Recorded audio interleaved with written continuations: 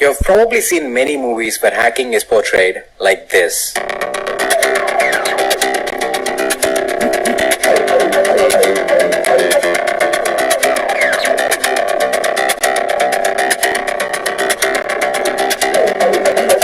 Wait, what does this even mean? Let me show you what hacking actually looks like. From the point where you're casually browsing the web to the point where your social media accounts were hacked, hacking happened. The hacker was able to take over your digital life. But how did he manage to do that? He might have done one of these three things. Let's see what they each mean. Breaches. Believe me or not, your password is probably already out there, publicly available on the internet without even your knowledge. This might feel a bit unconvincing, but it's true that there is a chance.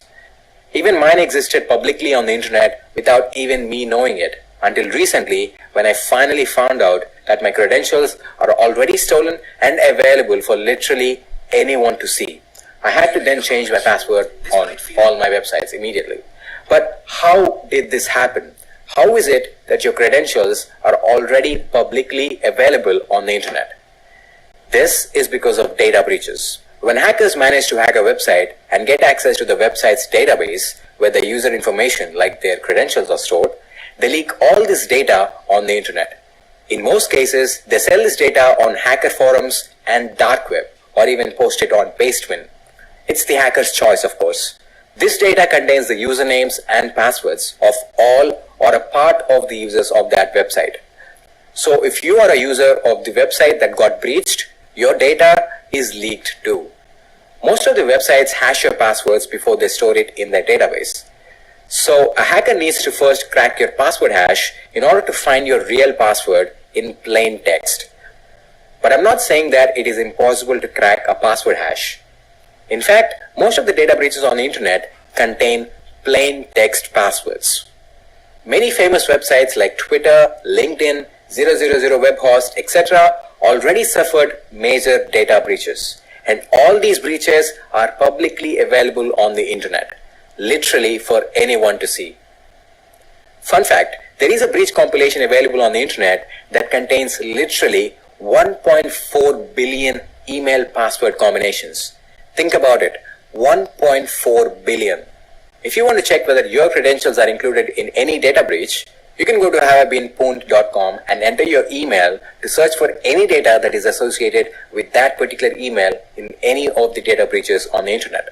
But let me also tell you, even though your results are positive on this site, your data might still be in one of the breaches, which is not popularly known, but still exists.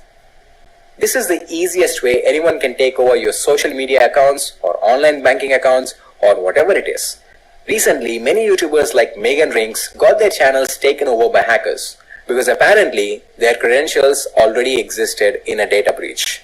The best way to stay safe from data breaches is to use a different password for every website. Use a password manager like Dashlane to generate random, unique passwords for every website you use. Social engineering. This is literally you giving away your username and password to a stranger on the internet. Hackers can pretend to be someone else to try to extract your crucial information, like your credentials, directly from you. For example, let's say you get a link like this from someone, and this link claims that you can get Instagram likes instantly for free of cost. You click on the link and you're taken to a very convincing website that claims to offer you free likes for your Instagram posts. If you put in your Instagram credentials on this website, thinking that this is a legit website, well, you're hacked. This is called phishing.